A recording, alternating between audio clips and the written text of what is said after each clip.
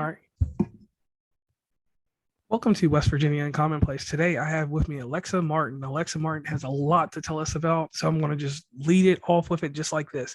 Alexa, who are you and why are you here today? Hello, thank you for having me on here. So I'm Alexa, I'm a life coach, and why I'm on here today, honestly, is to just inspire people to stop settling in life, stop settling for less than their worth, and get out of autopilot. So many of us just go through life like, and then we hit like midlife and you wake up and are like, what just happened? What am I doing? So yeah, I really want to help people get out of that and just stop settling. Okay, so give us a little backstory on you, that how you got into life coaching, because everyone has a story, but how did you get into life coaching of everything that you could be doing right now? So I got introduced to the world of wellness kind of by chance. My roommate back in college, I was studying math at MIT, so like nothing like life coaching, suggested to me to read this mindset book. And I took her up on the offer, read the book, changed my life. That one book became 200 books. Day one of my corporate job, I was reading mindset books in the bathroom. So it was almost inevitable when that I was going to go down, the mindset wellness path. It was just kind of like a matter of when. And I actually was working with a life coach who helped me kind of figure out what I wanted to do for myself. And I changed a lot. I grew a lot.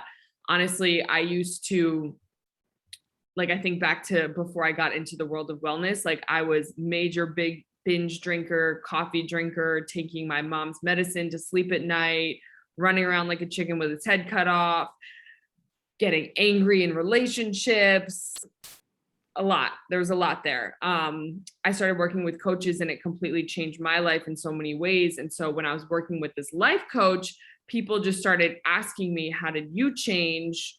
Can you help me? And it just kind of grew from there, honestly. Okay, and with all this evolution, I always had the same motto. Me and my co-host, we go over it sometimes. It's revolving and evolving. That's what took place here with you. Now, what moment, like exactly in life, did you decide that you needed to change? Because, like, I'll give an example with me. I was a person that was very at a point I thought that I had to lie and do extra stuff to make myself credible to people around me when people just liked me for who I was. Mm-hmm. So I hit rock bottom with a situation, and then when I learned from that, I basically just stopped putting on airs, putting on fronts for people, and I just lived my normal life and my best life, and that's me today. So what changed it? Like what point in life did that happen to you? So for me, I didn't have like a rock bottom major moment where I'm like, okay, I need to change my life. This can't continue. It was more like I got introduced to this mindset book, this first book, and all the lights kind of went off where I was like, whoa, there's a whole other way of living out there. And it just expanded my perspective and expanded my view of what I thought was possible for myself. At the same time that happened, I started to really get into spin. So just like started really getting into exercising because it just felt really good. For the first time, I felt really confident in myself. I don't know if you've ever had like those like euphoric moments when you're exercising, like it just feels awesome. So at the same time of that mindset book, expanding my perspective, this spin class thing is just like, I'm really leaning into it. And then, the triple whammy, I meet this guy and I really liked him. And like I said, I was, taking my mom's medicine to sleep at night, along with like a lot of other things because I was so wound up during the days. And I was addicted to nicotine. And I really liked this guy. And I was like, okay, Alexa, I cannot be like in the bathroom popping pills every night before going to sleep with him. Like at some point, the truth is going to come out. I need to get this under control. And I honestly almost went cold turkey on everything: caffeine, nicotine, pills, everything. Because I just was like, I really like this guy. I got to get it together. So it was kind of like all those things happened at once. And that's when things really changed for me. Okay, and then once things changed for you, you had your life coach, so you had some assistance. Then you decided to take that bold step and become a life coach. Mm-hmm. How do you, for people that don't know how to become a life coach, how do you become a life coach? Definitely get a life coach for sure. If you want to teach other people. Life coaching, mindset coaching, you need to put in the work yourself. The best coaches have coaches. And I personally would never invest in someone who's not investing in themselves. So before you go out and try to fix other people, like, you really need to take a cold, hard look at yourself and where you need to grow. Because honestly, like, where we can best serve others is where we've had experiences ourselves. And the more you grow yourself, the further along you go yourself, the more you're going to be able to take people with you. So number one tip is, if you want to be a coach, get a coach. And then, yeah, honestly, start with that. Okay, so starting out, basically, you have a certain level of responsibility for your accountability, and then get you a life coach. And Mhm. then right there, from that moment on, then you can kind of bridge the gap, and then things just fall in order, not like systematically, but they fall in order in some type of pattern. So you become a life coach, you get that certification. The next thing is building your brand. Could you tell the audience about your brand and what you have to offer? So I do group and one-on-one coaching. My group is called Limitless. And, we're all about, honestly, like, showing up super authentically, super gritty, like, no fluff. We're just like getting down to do the work and taking a lot of personal responsibility for our emotions, our lives, our energy, everything. It's really like not blaming others, not complaining. But when anything happens in the world that's triggering you, it's taking that look inward, like, okay, what is this triggering in me? Not how can I tell my roommate to do something differently, not how can I ask my partner to do something differently, but just like always taking a look inward to, like, where can I do the work on myself?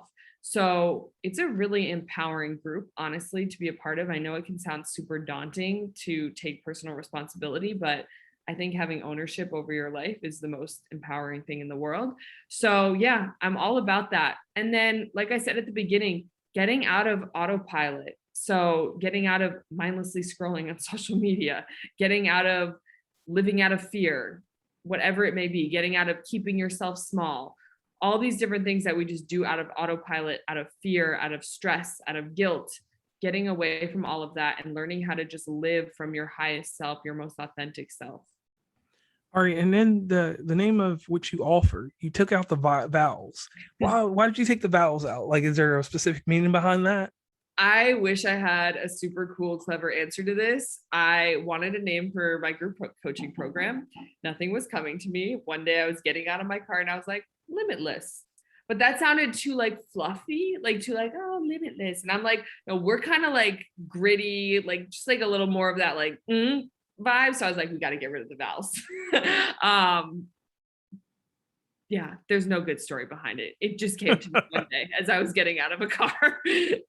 And that's understandable, because some like the name of my show, West Virginia Commonplace. The only reason I named it that, I was on a crazy mountain somewhere, and there's this place that I've never visited called the Mystery Shack or something, and they had all this crazy stuff, and I was like, that's really uncommon to be out here in the middle of the woods. And then I related the wrong term, being in West Virginia, and then next thing you know, it made sense to be uncommon place. Now, uh, in researching guests, Mhm. I have people that I ask different questions, because they're like, I'll tell them about you, and we kind of do a panel. One person in particular asked this question, and I thought that it was very thought provoking, but at the same time, kind of bland. But I do want to ask you this: what is the main thing you need to change in life in order to live the life you want? Awareness, 100% awareness. Like, no doubt about it. The first step towards any sort of change is awareness. We can't change what we don't know. So if you want to change your life, you need to know where you want to go. You need to know where you are. So I think the higher level of awareness you have, and honestly, awareness breeds confidence. So yeah, awareness. All right. So on a deeper level of intellect, we have drive, and then we have dreams. I want to talk about dreams first. Mm-hmm. What type of skill set do you need to have to make your dreams come true? Because we have drive to do things, right?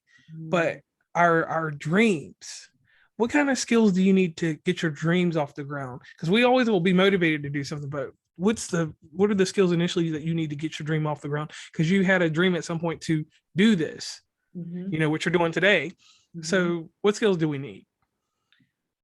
Two skills. One is the ability to not live out of fear. I think a lot of times we hide behind fear. We say we need clarity or whatever it may be.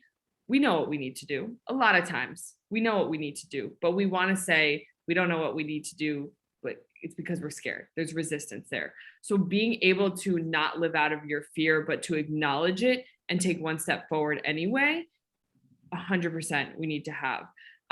So the first is being able to not live out of fear. And then I said two, and now my second one is blanking on me, but there was another one that was great. I feel like I have these moments sometimes where like I'm going and I'm rambling and then it's just gone with the wind.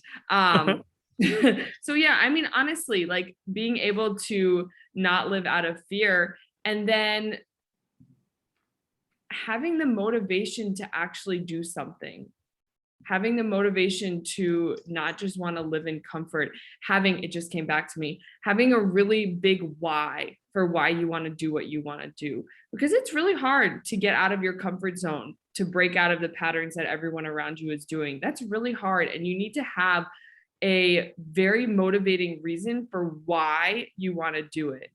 Right. So it's Right. not just, I want to build this business because it's going to give me financial freedom. I mean, if that is the case, like that's beautiful, but like, why do you want financial freedom? Why does that matter? What is that going to let you do in your life? And when you have these strong whys, these strong intentions behind what you're doing, it makes it a lot easier to get out of your comfort zone and do those things. Okay, I like that answer. Now we talked about the dreams, the drive. The drive is the pursuit to get past the word potential. And that's the hardest thing for so many people, because so many people get to that glass ceiling and don't break through it. So what advice would you give them as a mindset coach? Because I like the term life coach, but I like mindset coach better. How would you tell someone to they got the drive, the pursuit, and then they're at that potential at the glass ceiling? How do you break that glass ceiling in life? Because for me personally, I'm motivated by many factors. My goal in life is to ensure that the people around me are secure mentally. I don't care about physically, but mentally and financially structured. So what I do is I make sure that there is a open atmosphere that they can come talk to me, whoever's involved with me on these levels and stuff like that. And the way that I broke the glass ceiling was that I explained to people that untapped potential, forget it. Take that potential, get it out the door, and just make it who you are. Your accomplishments are kind of based on what attributes you have at the time. Get stronger attributes if you want to get past that potential. So what's your answer to that? Also, I wanted to just tangent. I've been testing out life coach versus mindset coach. So if anyone has any advice, what they resonate with more, I'm like, either one. Same thing is what I do. But I noticed that you commented on, because I probably sent you mindset coach. Now I say life coach. So yes, honestly, to break through that glass ceiling, we need to get really curious on where the resistance is coming from. Honestly, get really curious on where the resistance is coming from. You want to become your best observer and your quietest critic. And you want to get really, really curious on where that resistance is coming from.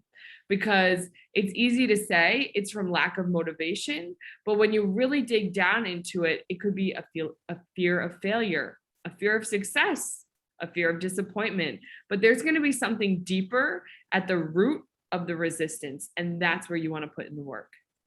Okay, and that's amazing right there. That right there is probably the gem of this episode thus far, because that is one thing. People do have a fear of success and failure, and more success than failure. I've noticed with people in the business world and stuff like that. So we'll tie all this together into this one thing: the word focus. Focus is something that a life coach has to really get in tap with and to teach people. What areas inside of focusing do people need to worry about, and what areas do they not? Because when I focus on something, I get fixated. It's not like a stalker type deal with whatever I'm fixated on, not that at all. But I get well versed and very informed. But at the same time, I'm forming these opinions if it's good or bad. I don't worry about those opinions until I get to the very end of it. So what areas of focusing should people worry about, and what areas should they not worry about? And this kind of is, the idea that a lot of times we spend our lives climbing up these ladders just to get to the top and realize it was leaning against the wrong wall. So you need to get really clear on what your authentic self wants, not what you've been conditioned to believe what you want, not what your parents want you to want, not what your friends are doing, what you want from your life right now. You can do this through, looking at, okay, how do I feel with my friends? How do I feel with my family, with my physical health, emotional health, career, finances, all those things? How do I feel in all those different areas? How do I want to feel? Look where there are big gaps and spend a lot of time, working on the areas where there are big gaps, where you feel like you're at maybe a 2 out of 10 and you want to feel at a 10 out of 10. That'll help you get clarity on where you want to focus your time, because right, we only have so much time, and you don't want to just be like throwing spaghetti at the wall, doing all these things because you feel like you should. You want to get strategic and intentional with how you use your time, how you use your energy. It's kind of like a bank account. You wouldn't just go around just like, you can't see me, but like splashing your cash everywhere. We wouldn't do that.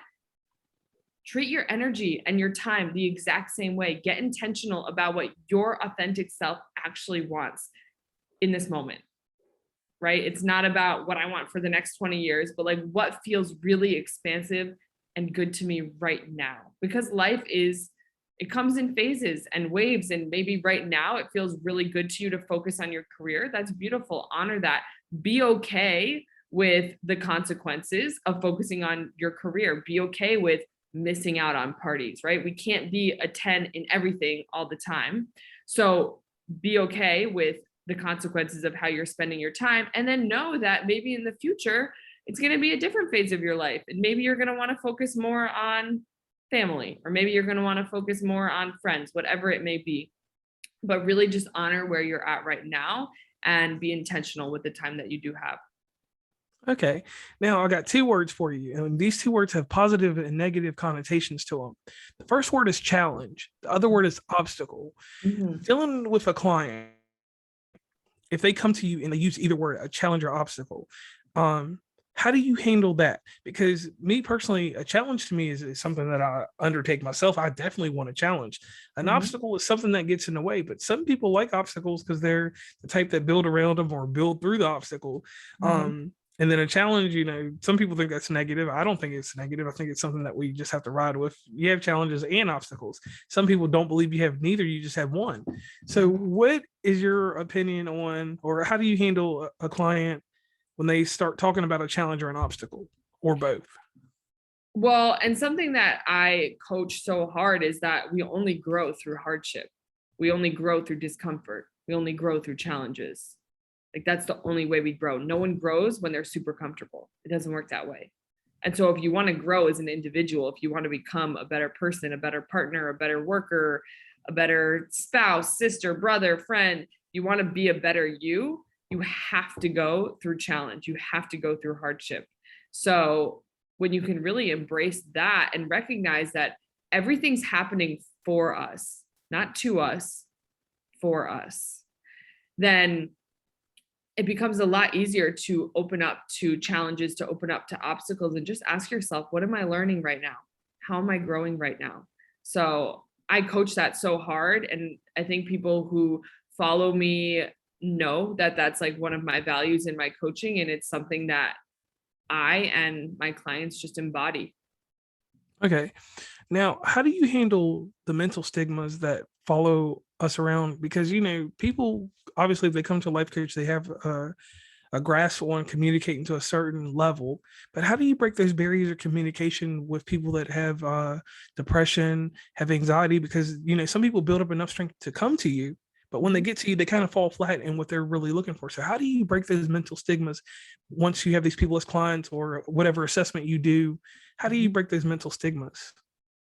Well, as a coach, it's my job to show up as the most loving version of myself. So I don't know if you've ever heard of IFS therapy. It's something that I study, internal family systems. The idea is that essentially we have all these different parts of ourselves, manager parts, exiles, firefighters, all these parts of ourselves. And behind all of those parts is you, your authentic self, your highest self, your most confident, calm, caring, curious, creative self. And as a coach, when I am self-led, other people open up. Other people can feel that, right? Because their parts that are scared feel my self energy and can then step away and allow, their selves to communicate with me. So I think as a coach, it's really about creating that space where the person feels safe and trust you to open up in the ways that they need to. And this doesn't happen one session in, right? Like, you have to build a relationship with someone. You have to know when to ask what questions, when the time is right to talk about certain things. Like, I'll talk to people the first day, they'll say something that like I can start to put pieces together, but I also know that if I were to bring that up right now, it would probably create a lot of distrust. Like, our relationship is not there yet. And so I'll take little note of it and just put it on the shelf. And a few weeks later, when the time is right, it's like we can bring it back up. But it's really just about being self-led and creating that space where someone else feels safe to show their true selves. Okay, so basically build up a good rapport, and then certain things like we'll take a vase for instance, the cracks in the vase, you can start seeing them a little bit better, and you can see where there used to be glue there, or when it was together or whatever, you can kind of decipher that. So Limitless, is that considered your coaching approach, or what do you entitle your coaching approach to what you do? And can you go in a little bit more in depth about that? So that's my group coaching program where I take women through 4 phases. And the 4 phases are: 1, recognize; 2, realize; 3, release; and then 4, replace. So in the phase of recognizing, that's really about developing self-awareness, recognizing, where am I living from a place of low vibes? Where am I living from a place of high vibes? Then you move into realize, where you're realizing where these things are coming from in the past. How am I projecting my past onto the future? How are past traumas playing a role in my current life? What stories have I been telling myself for the past 20 years? So we go through recognize, we realize where it's coming from in the past, you release what's no longer serving you, and then replace it with a new story moving forward. So in replace, this is where we do more goal setting, developing new habits, recognizing, your core values, how you want to live your life moving forward. I think a lot of coaches in life coaching in particular, they get right into the goal setting. And a lot of times, when we start out just with goal setting, we're going to be setting goals from our ego. We're going to be setting goals from ways that we think are going to make us feel validated. It's not going to be coming from our authentic self. And so what I do with people is really do the hard work first of digging into our past, developing self-awareness, releasing what's no longer needed, before we then decide, okay, how am I going to rebuild my life now moving forward? Wow. That's impressive. Now, you told us about your coaching and how your approach is. In your past, because you did mention the past, but let's go into your past a little bit so we get a little more personable with you. Yeah. What was something from your past that you've integrated into your coaching? Because like, I'll give you an example, like what I do with my podcast. And I realize that sometimes I go way too deep into myself in a podcast. So I'm doing some self-care there. So I take a past experience, bring it out, and it may help me throughout that day after I do that podcast, because I did that little self-help, bring it out, and maybe it helped that person I was talking to, whatever. So what skills or experiences did you take from your past and integrate into your coaching? So I use myself as an example sometimes in going through that process. So I'll give you the example right now, right? Where I used to feel really triggered by other people's success, really triggered by it. I would feel really triggered when someone at work was receiving praise and I wasn't. And I would start to tell these stories. Oh, they don't deserve it and I deserve it and blah, blah, blah, blah, blah, things like that. And so first I realized that I used to live in victimization. That was like a very typical energy that, I would notice myself in a lot. And I dug into my past and I realized that it came from growing up. I felt like my parents loved my sister more than me. And I felt that I didn't get the love that I deserved in the home. And there was a lot of resentment for that and a lot of victimization for that. And honestly, what I used to do growing up is, because I didn't feel like I was getting love at home, would try to feel validated in other ways, like by getting a lot of success in school or by manipulating my body to look a certain way so that people told me that I was pretty or whatever it may be in order to fill my cup, because I felt like it wasn't getting filled at home. And so bringing it back to the present day where I notice, myself getting triggered, I notice myself in this victimization place. I know that it's coming from that old story I used to tell myself of I'm not loved, others have it easier than me. I can release that and move forward in a new way, in a way where I can celebrate other people's success too. So I think that's just like a tangible example from my life that helps kind of put the pieces of those 4 R's together for people. Okay. Now, there's a culture, the hustle culture. I don't know if you're familiar with that, but the hustle culture, that's everybody, like you said, about this whole let's flip on our phones and let's endlessly scroll Facebook, let's get on TikTok and let's look at 30,000 videos and hit a like button all day long, or Instagram, any of those social medias. How do you help the hustle culture? How do you get them to, I call it, I'm an Apple guy, so I'll say de-Android themselves. How do you get them to get back to the focus of what we were probably 15 years ago? Because I say it all started with MySpace. MySpace put a certain tone on things, and even I'm guilty of. I turned it over to automation. That's the only reason I don't spend a lot of time on it now. But before automation, I was on there like everybody else. I'll scroll through things all night long. Well, not all night long, but for a few hours here and there. So how do you help the hustle culture? Mhm. And I always say how we do anything is how we do everything. So if you're addicted to your phone, if you're mindlessly scrolling, you're probably mindlessly doing a lot of other things. And you're probably addicted to a lot of other things. I always say how we do anything is how we do everything. And breaking up with your phones, breaking up with hustle culture, which I think are two different things. Okay. But breaking up with whatever it may be, these mindless tendencies to distract ourselves, whether that's in work or scrolling on Instagram. I mean, you really just got to dig into this. Again, this is like becoming your biggest observer. I almost said your biggest critic, to becoming your biggest observer and your quietest critic. Really looking at, okay, like, why am I doing this? How can I set boundaries? Taking personal responsibility for your relationship with your phone, for your relationship with work, taking responsibility over what boundaries you need to set with yourself, with others, getting clear in what your values are, right? What you want people to say about you at the end of your life, because it's probably going to have nothing to do with your pictures on Instagram or how much you work. So getting really clear on where you want to go, making sure that ladder is leaning up against the correct wall, and then living that truth for yourself. And if you notice yourself, again, developing self-awareness where like you notice yourself being mindless, you recognize that, you call yourself out for it, and you choose a new path moving forward. And this sounds like all simple and nice, but I think being in a community of a bunch of people who are doing this, working with a coach, like makes it a lot easier. If you're just like by yourself at home trying to do this on your own, yes, it's going to be really hard. But when you're surrounding yourself with other people who are committed to not mindlessly scrolling, to not overworking themselves, committed to living their lives true to their values, who are committing to taking personal responsibility and ownership and setting boundaries, it becomes a lot easier to do the same for yourself. Okay. So what is your definition of the hustle culture? Like, what is my definition of the hustle culture? I think it's just this idea that we have to just work and work and work and work and work and never stop working And never enjoy life? and never enjoy life. And you know what's crazy to me? I always say this to people. I'm like, where are you going? It's like you send texts to receive more texts to have to answer. Like you answer emails to receive more emails to have to answer. Like where are we going? It's like this treadmill.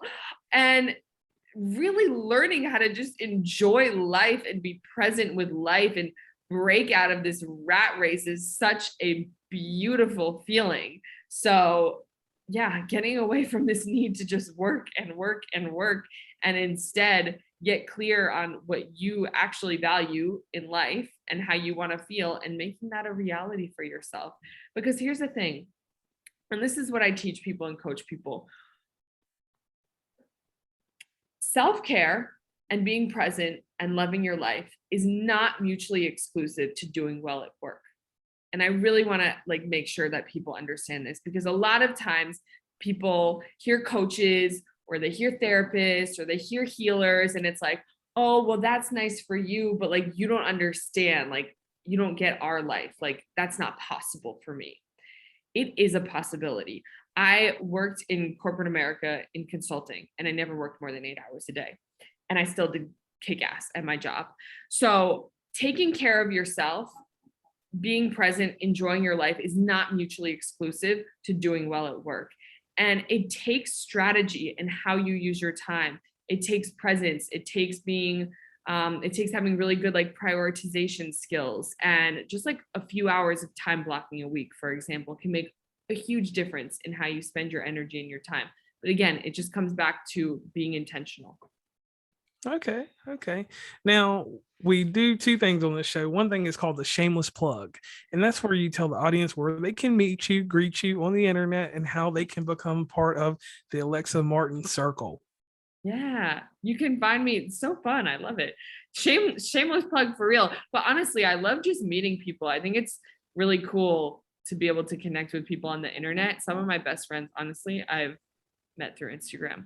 So you can find me on Instagram at Alexa Kmart. And my website is alexakmartin.com. But honestly, Instagram is the best at Alexa Kmart.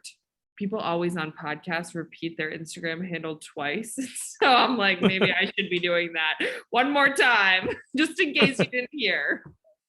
All right. And then the second part of the show, growing up, I watched a show called 2020. It's a news magazine that came on ABC on Friday nights. It had Diane Sawyer, John Stossel, and Barbara Walters. These are the people that inspire me to interview the way that I interview, with a little bit of integrity and some thought-provoking questions, some that'll just kind of throw you in a loop. So it's time to pay homage to them real quick. So it's time to put you in the spotlight, a little bit more spotlight on you. So Alexa Martin, are you ready for your 2020 questions? Perfect. Let's get it. Okay. As a life coach, as a mindset coach, as a coach that helps people on their mental, their physical level, because the mental and physical both attached to what you do. What has been one of the hardest things that's happened to you while doing this? Like, have you had like a mental anguish issue with yourself? What has happened that's hindered you while being a coach? Honestly, the hardest thing that's happened that I've experienced is I was just personally going through a very emotional time period, and shelving all of my emotions to just show up in someone else's experience is really hard when you're going through like a really deep emotional time. It's really challenging. And yeah, I would say that's the hardest thing. Okay, and to go deeper into this, because you actually alluded to the next question that I'm going to ask, what do you personally do for self-care for yourself? Because there's people like you and me and everyone else that we want to help the world. But someone like me, for instance, I will never truly tell anybody how I take care of myself mentally and get myself stimulated and focused, because it's something that I do for myself. And others around me help, but mainly I have to do it. So how do you take care of yourself mentally with dealing with all these people that you deal with? So I also won't ever tell my clients or anyone my daily, weekly, monthly, yearly routines, because I would never want someone to repeat what I do and think that it's going to bring them joy, because we're unique, right? And what serves me is not necessarily going to serve you. So I similarly will never post or tell people, exactly what it is that I'm doing. But I do a ton of self-care, honestly, a ton of self-care every day, every week, every month, every year. I have systems in place to check in with my goals, to check in with myself, different exercises, journal prompts that I'm doing on like, a certain time frame basis. I work with coaches, I work with therapists like as a client, and I set boundaries. I'm doing all the things. I do every single thing that I coach other people to do. I also I would never try to tell my clients to do something that I'm not doing myself. So I'm right there with them in everything that I coach people to do. The one tangible thing that I will give you, because I do think that this could bring joy to everyone, is I have really hard phone boundaries and really hard social media boundaries. So I'll only check my social media, for example, from I don't know the exact times, but I'll just say from 3 to 3:30 and from 6 to 6:30. That's it. I'll only check my texts from this time to this time, only check my emails from this time to this time. And that's really hard to do as a solo entrepreneur, where your business is literally run on those platforms, to just trust that I don't need to keep putting in more and more hours, that everything's happening how it's supposed to, that clients are going to come to me, and to know that I'm worth the time that I need to take care of myself, and know that it's going to allow me to show up for other people so much more strong when I do. So that is the one tangible thing that I strongly suggest everyone pick up in their life is really getting good phone boundaries. Okay, and I'll give you a little bit about what I do. What I do, and I respect your answer too, because that's probably one of the most qualified answers I've gotten. Because like I said, I don't want to ever give up my secrets of what I do to take care of myself, because if I do, I don't, like you said, I don't want to ever disturb someone else's peace with how I take care of myself. Mm-hmm. Now, with the social media and all that stuff, I turn off my notifications. Like I check it at my, like you said, I check it at my own time. I've set that boundary because like with podcasting and how all this stuff gets set up, I get hit with tons of messages. Some of them just it's people all over the world. So, somebody could be GMT -3 +3 and they're 8 hours ahead of me and they send me a message. I don't want to wake up to that, or have it wake me up. So that's what I do there. And then, like you said, setting healthy boundaries. That's how you have to do things. Like, I really appreciate that. And one thing that I do that I think is a little different, I believe in 2 mental health things: mental health checkup and mental health maintenance. Everybody is quick to do a checkup, but they don't do the maintenance. Hey, this is wrong, so I'll fix it for today, but I won't keep that same maintenance going continuously. I'll just put a plug on it. So that's one thing that I do. Now let's get on to the deeper question. It's so funny. I am working with a therapist right now, and like I've done so much work on myself. And she literally said to me, she's like, what's your goal in therapy? Because I just feel like there's nothing here for us to do. And I was like, let me tell you, we all need a therapist always, just in case, because you never know when something's going to pop up. It's really helpful to have someone who's in your corner. And like you said, that maintenance, so key. So I see you on that. I feel you. I appreciate that one. Now, here's a deep question. You're traveling anywhere in the United States, Mexico, wherever you are in the world, and you see a billboard and it says Alexis Martin. What's the rest of that billboard say? Honestly, just take action. That's not like a great phrase, but that doesn't really make sense on a billboard. I have to like figure out the wording, but I'll elaborate on it right now for you.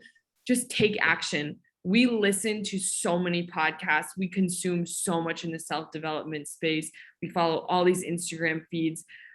Take action. You cannot think your way into a new life. You can't listen to a podcast and just get a new life. You have to actually do something. And if I could just encourage everyone after listening to this to just come up with one singular action step that you are going to commit to doing to change your life, like that is going to be what moves the needle. Not listening to another podcast, not reading another book, not looking up another influencer on Instagram. Just go out in the world and actually do something. Okay, and I can definitely appreciate that. Now comes a part of the show that you did great on the 2020 questions, but one personal question that I always like to ask everybody, and I haven't done it in a while, is this: what's a hidden talent or something that people don't know about you that you're willing to express to the audience right now? Because I'll tell you why this is a crazy thing. For instance, like I live in West Virginia, we got mountains and stuff. I go to the beach, I go to all these places and I take all these pictures, but I cannot swim. I have people with me. I have one person in particular. Her name's Stacy. She stays with me. She can save me because she can do flips and stuff in the water. I can't do any of the stuff she can do, but I know that she'll always be there to save me. So I'm not going to die. So I could be on the edge of a cliff and I could jump off into the water. She's going to catch me and I'm going to live. But that's a secret about me that a lot of people do not know. And I'm giving you a little time so you can figure out something. So a lady told me this real quick. She lives in Georgia, and it's crazy. Goodwills are very big in Georgia. She goes and finds artwork and then takes it home, puts rhinestones and glitter and different stuff on the artwork, and then resells it. Makes the second part of her living doing that. So that's something, it's out of the box. That's kind of wild. And then another lady in the state of Virginia, she doesn't like the sound of a can open, carbonation, like that sound. Whenever she hears it, it disturbs her day. Like she will stop what she's doing, go home, call in, take a sick day, and just relax because that sound disrupt her day.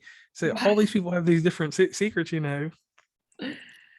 Okay, I have a secret. I've never shared it publicly. It's a little like different than these secrets, but I love ecstatic dancing. I don't know if you know what ecstatic dancing is, but like I love ecstatic dancing and just like moving my body and flowing and things like that.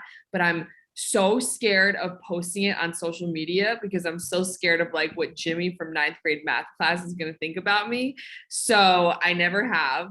And yeah, I mean, I really want to. And one day I know I'm going to rip the Band-Aid off and post a video of myself dancing. But that's like one of my fears in showing myself on the internet. And that's a good one. I like that one because that's crazy. Like with the rise of TikTok, it's people get out of their shells, and the next thing you know, someone's doing a dance that you never seen, or they're bringing back something from the 50s or 60s. So that's amazing. So Lex Martin, I want to thank you for coming on West Virginia and Commonplace. And at the very end of the show, we do something real special that I like is you give a shout out to the people that helped you. I always say this, like in the background with whatever I've gone on with West Virginia and Commonplace, my co-host does a lot of stuff, helps out and gives opinions on different things and tells me no to certain things, and we just roll with it that way. And outside of that, I have my mother that listens a lot, and those are the people that I think. And then my other, obviously my listeners and stuff like that, they just help out there. So who would you like to give a shout out to, or whom would you like to give a shout out to? Yeah, so I've had two coaches who have honestly changed my life in so many ways. Their names are Mooch and Melissa. If you want to look them up on Instagram. So sorry about that. Their names are Mooch and Melissa, if you want to look them up on Instagram. But they've been game changers for me. Game changers. I've worked with them for years, and I would not be able to do a quarter of the things I've done without having had their support. So yeah, definitely shout them out. And then my parents, for sure. Our parents are heroes, absolute heroes. So always giving love to them. All right, that's amazing. All right, so one more time, let's do one more quick shameless plug. That way the audience that caught on to the middle of this episode, because they don't like to listen to the beginning, they can hear where you're from, and or not where you're from, but where you're at, and how they can get in touch with you. Okay, on Instagram at Alexa Kmart. And I'm hosting this free challenge teaching people how to break up with their phones and, just get in control of your life. Learn how to set boundaries with yourself and set boundaries with others. So if you want to learn how to stop mindlessly scrolling on social, come join the challenge. You can just DM me that you want to join at Alexa Kmart. All right. And I thank you very much for that. Thank you for being a guest on West Virginia and Commonplace. And this is JR, and I am signing off. Amazing.